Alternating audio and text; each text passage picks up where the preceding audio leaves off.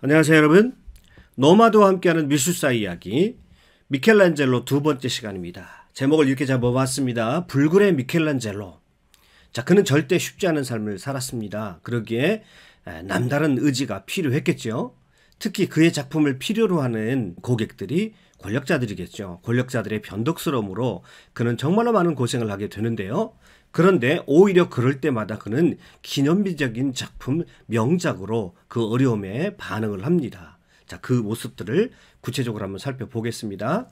자, 지난 시간에 미켈란젤로 첫 번째 시간에 문화재 위조범이었다가 갑작스럽게 로마로 가게 되었고, 로마에서 피에타라고 하는 불후의 명작을 그가 조각함으로써 그의 명성이 전율을 퍼졌다라고 말씀을 드렸죠. 20대 후반에 그는 거장이 되었습니다. 그래서 그의 고향 땅 피렌체로 돌아오게 되는데요.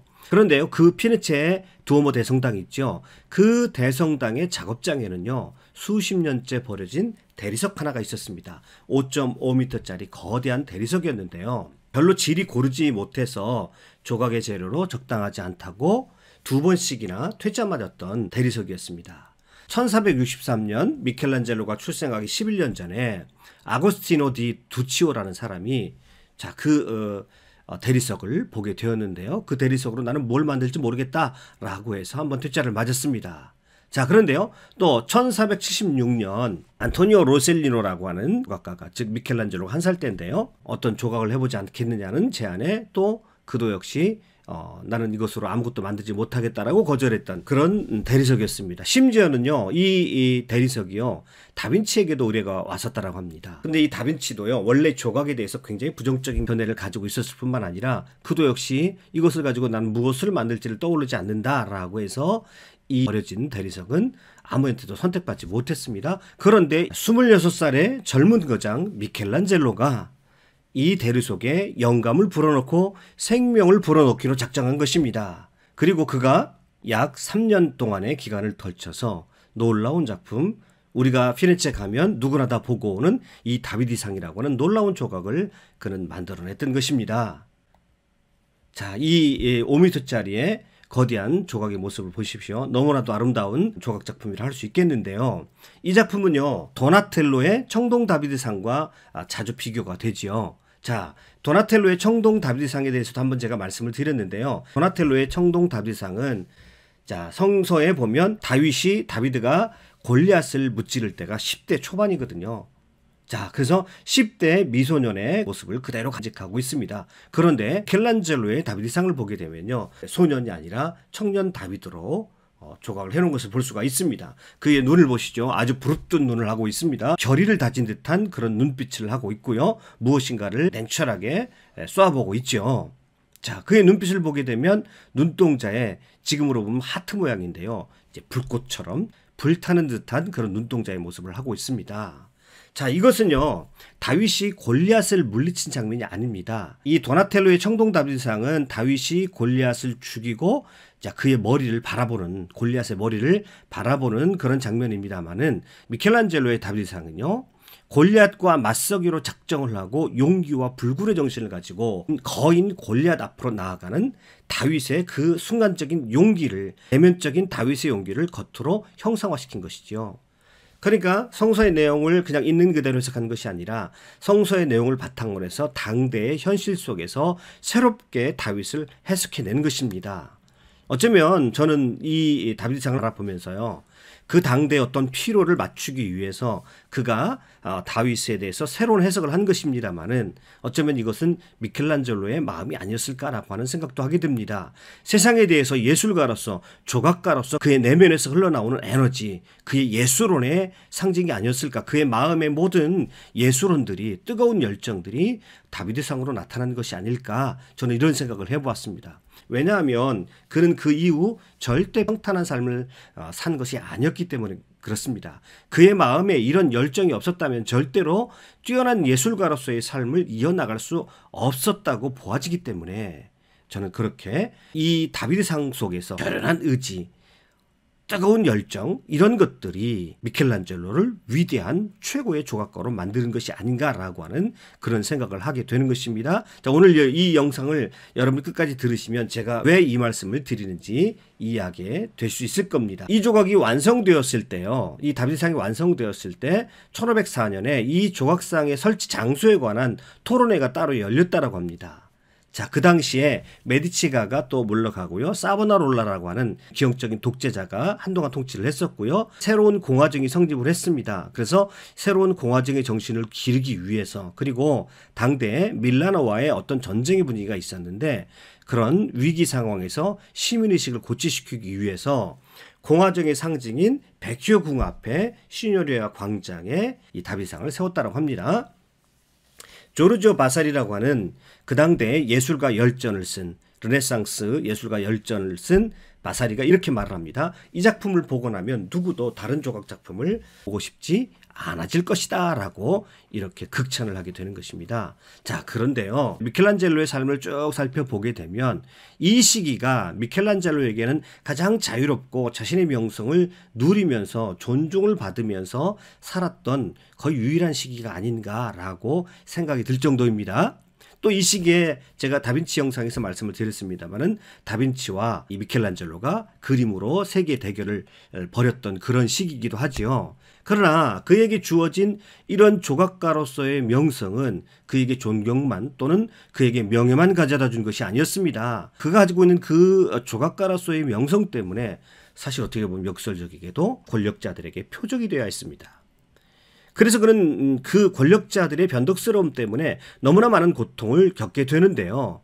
사실 권력자들은 미켈란젤로의 명성과 실력 그 자체가 존중해서가 아니라 자신의 명성과 권위를 치장하기 위해서 미켈란젤로를 필요로 했다라고 말씀을 드릴 수가 있겠지요. 사실 다빈치의 삶과 대조를 시키면 이 다빈치는요, 비록 이 피렌체에서는 그만큼 그가 주류에 들지를 못했습니다만은 그를 후원했던 사람들은요, 다빈치에게 절대적인 자유로움과 활동할 수 있는 공간들을 주었거든요. 그에 비해서 미켈란젤로는 권력자들이 항상 이 미켈란젤로를 압박하고 자신들의 필요에 따라서 이 미켈란젤로를 이용하려는 측면이 굉장히 많았다라고 하는 것입니다. 율리우스 2세입니다. 자, 율리우스 2세의 이 교황은요, 교황권의 확립에 자신의 모든 것을 건 그런 교황이었습니다.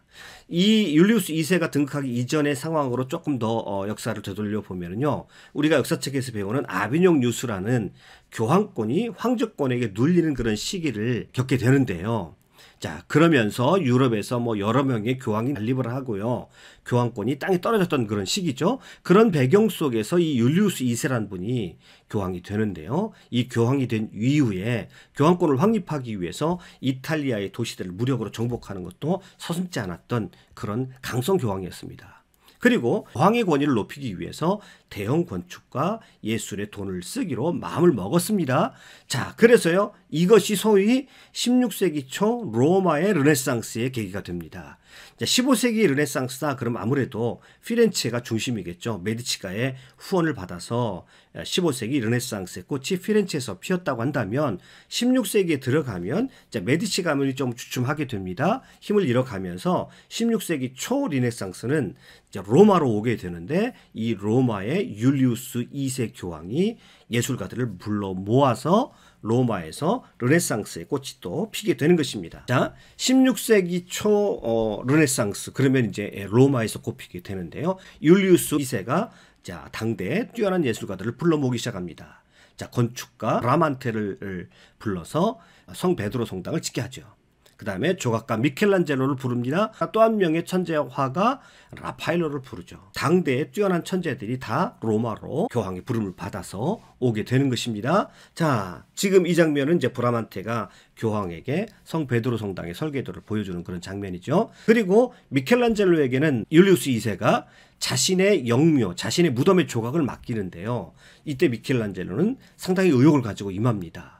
그래서 조각의 의뢰를 받았기 때문에 가장 좋은 대리석을 구하기 위해서 미켈란젤로는 실제로 채석장으로 가게 됩니다. 카라라라고 하는 그런 채석장인데요. 이 위치를 보시면요, 자, 피렌체에서 약 서북쪽으로 약 100km 위치에 있다고 합니다. 그곳에 직접 가서요, 채석장으로 가서 최상급 대리석을 채취를 해서 우마차로 한국까지 옮겨서 그리고 배에다 그것을 싣고요 로마까지 그 대리석을 운반을 합니다. 무려 8개월 동안을 이 고된 작업을 미켈란젤로는 진두지휘하게 되는 것입니다. 그런데요 로마의 그 모든 대리석을 가지고 왔습니다. 그 도착을 해서 율리우스 2세를 만나려고 하는데 교황이 만나주질 않는 것입니다. 바쁘다고 만나주질 않는 거예요. 교황청에 들어가려고 해도 들어갈 수가 없는 겁니다. 자, 더구나 그 돌을 캐내고 운반해서 로마까지 가져오는 모든 비용을 이미 미켈란젤로가 다 지급을 했는데도 이 율리우스 2세는 반응을 하지 않는 겁니다. 아마 교황은 영묘보다도 지금 급한 것이 브라만테와 베드로 성당을 짓는 이 문제에 더 집중을 했던 것 같아요. 미켈란젤로가 만나주자고 해도 만나주질 않는 겁니다.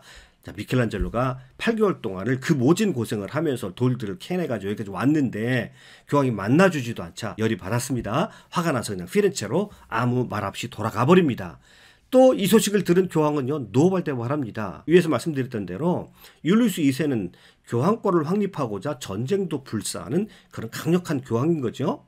당장 오라고 피렌체시에 명령을 하게 됩니다. 자, 피렌체도 곤란하게 된 거죠. 그래서요 대단한 성격을 가진 사람이기 때문에 화가 나서 아예 교황의 힘이 미치지 않는 투르크로 터키로 도망가 버릴까라고 하는 그런 마음까지도 먹게 했다라고 해요. 그러나 이제 주변 사람들이 설득을 해서 당시 교황이 머물고 있던 볼로냐에 마지못해 다시 끌려가게 됩니다. 그리고 교황 앞에 사죄를 했는데요. 자신의 목에 밧줄을 감고 엎드려 가지고 용서를 빌었다고 합니다. 이 밧줄을 감았다는 건 죽이려면 죽이십시오. 뭐 이런 사죄를 표현하는 형식이라고 할 수 있겠죠. 사실 미켈란젤로 입장에서는 분통이 터지는 것이죠. 자기가 8개월 동안이나 그 모진 고생을 하면서 오로지 좋은 대리석을 구해서 아주 명작을 남기고자 하는 미켈란젤로의 마음이 있었는데 그것을 거절해 놓고는 그것을 모른 채 해놓고는 또 도망갔다고 다시 잡아다 놓으니 기가 막힌 순간이 아닐 수가 없습니다. 그런데요 다음 순간에 더 기가 막힌 일이 벌어집니다. 조각가인 그에게 그림을 그리라는 명령이 떨어진 겁니다. 자, 이 명령을 듣는 순간 그는 순간적으로 브라만테가 떠올랐습니다. 지금 자, 성 베드로 성당을 짓기 위해서 브라만테와 교황이 밀접하게 서로 교감을 하고 있는데 그 순간 이거는 보나마나 브라만테가 나를 망신 주기 위한 음모를 꾸민 것이다. 그래서 조각가인 나에게 회화작품을 그리라고 해서 교황에게 망신을 당하도록 일부러 음모를 꾸민 것이다 라고 하는 그런 생각을 미켈란젤로가 하게 됩니다. 실제 그랬느냐 안 그랬느냐라고 가지고 설왕설래를 하기도 하지요. 그런데 최근에 밝혀진 연구 결과에 따르면 브라만테가 그러진 않았다고 해요. 그렇지만 아무튼 그렇게 오해할 정도로 이 미켈란젤로는 너무 큰 상처를 받았죠. 이 시기에 그의 절망감을 표현한 편지가 있습니다. 나는 정말 용기를 잃고 있습니다. 벌써 1년 동안이나 교황으로부터 한 푼도 받지 못하고 있습니다. 청구하지도 않았습니다. 아직도 보수를 받을 만큼 일이 진척되지 못했기 때문입니다. 그것은 일이 어렵다는 거, 나의 본직이 아니라는 것입니다. 저는 이렇게 허송세월을 보내고 있습니다. 오 신이여 나에게 용기를 주옵소서라고 그렇게 신에게 호소할 정도로 그 시기에 그의 절망감을 표현하고 있습니다. 그는 여러 차례 도저히 자신은 못하겠다고 교황에게 말을 했지만 고집불통 교황은 들은 채도 안 합니다. 할 수 없이 그는 시스티나 성당의 천장에 매달려서 고된 작업을 무려 4년 동안이나 해야 했고요. 자, 그 4년 동안의 모진 고통의 시간들을 통해서 자, 이러한 대작을 또 그는 만들어낸 것입니다. 이게 미켈란젤로의 위대한 점이라고 할 수 있겠습니다. 극단적인 심리적인 고통 속에서 이와 같은 대작이 만들어진다는 것, 그것도 자신의 본업이 아닌 조각가로서의 본업이 아닌 회화로서 이렇게 뛰어난 작품을 만들었다는 것이죠. 그래서 시스테나 성당의 천지창조죠. 그가 작업하는 모습을 그린 스케치인데요. 발판 위에 혼자서 작업을 하다 보면 그는 밥 먹는 것도 잊어버리곤 했다라고 합니다. 내려와서 그가 신고 있던 장화를 벗을 때면 얼마나 땀 범벅이가 된 채 그 장화 속으로 그의 땀이 들어갔고 그래서 그 장화를 벗을 때가 되면 피부가 같이 벗겨질 정도로 그렇게 그는 작업에 몰두하게 됩니다. 그리고 그냥 그 옷 입은 채 그대로 잠들기가 일수였다라고 하지요. 그의 고된 작업을 그는 이렇게 넋두리처럼 고백을 합니다. 오랜 노고의 덕택으로 내 목에는 혹이 하나 생겼다. 머리는 뒤로 젖혀지고 수염은 하늘로 거꾸로 솟았으며 배는 턱을 향하여 불쑥 내밀고 있었다. 그리고 가슴은 비둘기 가슬처럼 돼버렸다. 물감은 내 얼굴에 흘러서 모자이크를 만들었고 허리는 푹 파묻혀버리고 엉덩이는 뒤로 불쑥 내물어졌다. 내 가죽은 앞에서 당기어 뒤로 쳐져버렸다. 마치 시리아의 활처럼 휜 것이다 라고 자신의 작업의 고통을 그는 이렇게 얘기하고 있는 것입니다. 자, 그렇지만 그는 끝내 불후의 명작을 만들어낸 것이죠.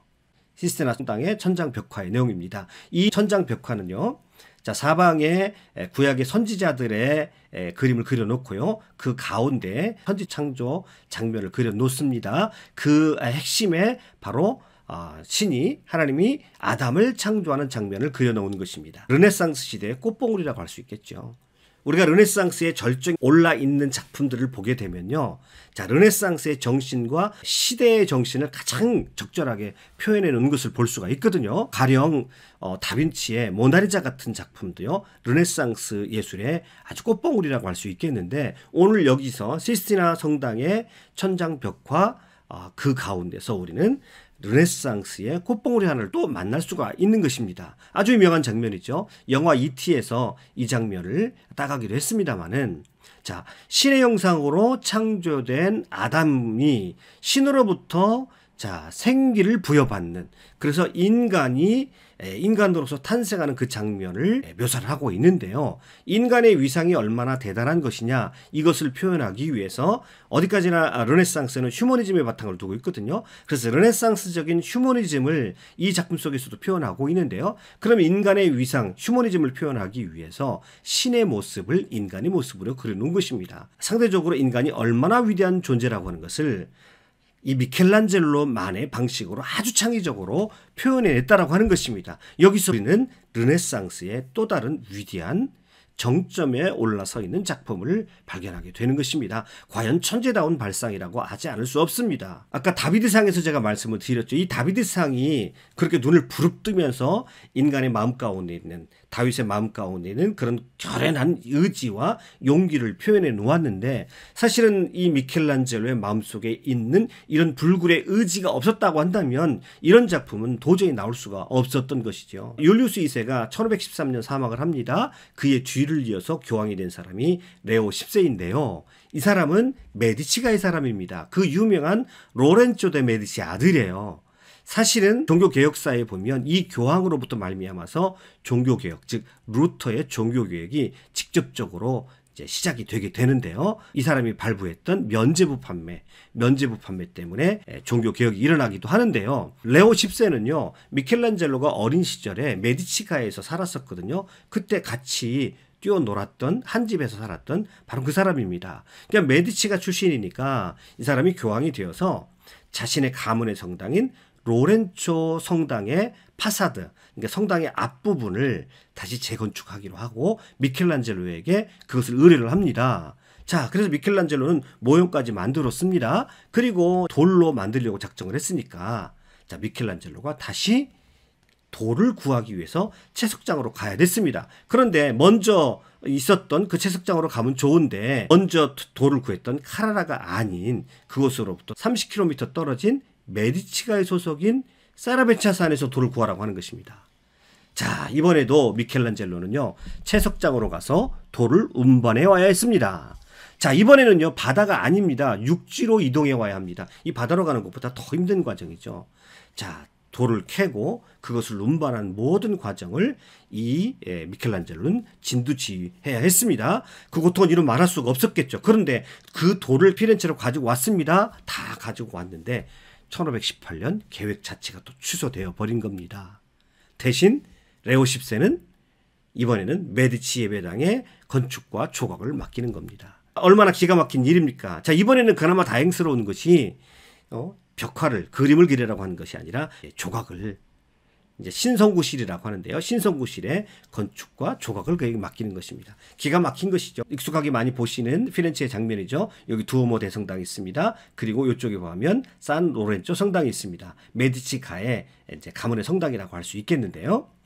자, 여기 보시면 파사드가 보이시죠? 성당의 정면에 보면 파사드가 아직도 완성되지 않은 상태로 남아있는 것을 볼 수 있습니다. 원래는 미켈란젤로가 이 파사드를 주문을 받았는데 취소되어 버린 것이죠. 그리고 나서 대신 이제 미켈란젤로에게 작업이 주어지게 되는데요. 이쪽이 브루넬레스키가 만든 구성구실이 있고요. 이쪽이 미켈란젤로가 지은 신성구실이 있습니다.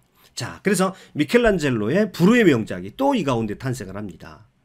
자, 이 안에 보면 신성구실 안에 보면 미켈란젤로의 작품들이 전시되어 있습니다. 요 모습들을 한번 잘 보시기 바랍니다. 자, 주목해 봐야 되는 유명한 작품이 여기 있는데요. 줄리앙이라는 작품이 여기 들어가 있습니다. 이 줄리앙이라는 작품은 어떻게 탄생하냐면, 자, 위대한 로렌조 가문이 한때 파치 가문의 음모로 이 로렌조의 동생이 죽습니다. 그래서 자신의 동생의 이름을 자신의 셋째 아들에게 물려주었는데 그 이름이 바로 줄리아노 데 메디치입니다. 그 사람의 조각을 여기다 해놓은 것입니다. 자, 활기 넘치는 미소년의 모습을 여기다 그려놓고 있는데 요 모습을 혹시 가만히 보시면 어떤 분들에게는 낯이 익은 모습일 수도 있습니다. 미술을 전공하시는 분들이 늘 대생을 할 때 대표적으로 대생하는 조각입니다. 자, 아그리파 상과 함께 석고대생으로 아주 유명한 작품이죠. 바로 줄리앙입니다. 줄리아노죠. 자, 사실 이 줄리앙의 모습이 완성되었을 때 당시 사람들은 이 조각상이 실제 인물과 닮지 않았다고 그런 볼멘 소리를 많이 했다고 합니다. 그러자 미켈란젤로는 100년 뒤에 줄리앙의 모습을 아는 사람은 아무도 없을 것이다 라고 웃으면서 대답을 했다고 합니다. 그러니까 이것은 어디까지나 이제 자기를 사랑해 주었던 로렌조의 아들에 대한, 그리고 그 가문에 대한 자신의 마음을 담은 일종의 헌사라고도 할 수 있겠죠. 자, 아무튼요. 또 불후의 명작이 또 하나가 만들어지게 되는데 그게 바로 신성구실에서 여기 보면 조각상 3개가 서 있죠. 바로 그 가운데 있는 메디치 마돈나입니다. 이것도요. 우리나라에 한번 전시에 왔었는데요. 이 메디치 마돈나에 보면, 자, 보통 제가 1편에서 말씀을 드렸죠. 이 미켈란젤로는 모자상을 많이 조각을 하기도 하고 구조도 많이 조각을 했는데 늘 그 마리아와 예수님이 서로 눈을 마주치지 않는 것을 볼 수 있는데요. 이 마지막으로 만들었던 이 메디치 마돈나를 보게 되면요. 아기 예수가 어머니 쪽으로 얼굴을 돌린 것을 볼 수 있습니다. 말년에 미켈란젤로가 예수님이 마리아를 쳐다보는, 돌아보는 이 장면을 통해서 어머니에 대한 그림이 더 심화된 그런 미켈란젤로의 무의식이 투영되지 않았을까라고 저는 그렇게 느껴지기도 하는 그런 작품입니다. 자, 미켈란젤로가 이런 말을 했다라고 그래요. 이 세상의 대부분의 약속과 말들은 허망한 유령과 같다. 그렇기에 예술가에게 가장 안전하고 좋은 방식은 자기 자신을 믿고 그것을 통해 가치 있는 무엇이 되는 것이다. 미켈란젤로가 이렇게 말했다고 합니다. 그래서 제가 말씀드린 스토리를 기억을 하신다고 한다면 미켈란젤로의 이 말이 어떤 의미인지를 아실 수 있을 겁니다. 그는 권력자들이 자신에게 허망한 약속을 하고 또 자신이 모진 노력을 한 그 모든 것들이 좌절되는 순간순간들마다 그는 일어나서 오히려 그때마다 대작을 만들었거든요. 불의 명작들을 만들어냈거든요. 그것은 무엇 때문에, 무슨 힘으로 그렇게 할 수 있었느냐. 예술가에게 가장 안전하고 좋은 방식은 바깥의 것에 현혹되지 말고 자기 자신을 믿고 그것을 통해서 자신 안에 있는 열정을 가지고 어떤 가치 있는 무엇인가를 만들어내고 무엇인가 되는 것이다 라고 미켈란젤로는 그렇게 말을 하고 있는 것입니다. 여러분, 미켈란젤로만 그런가요?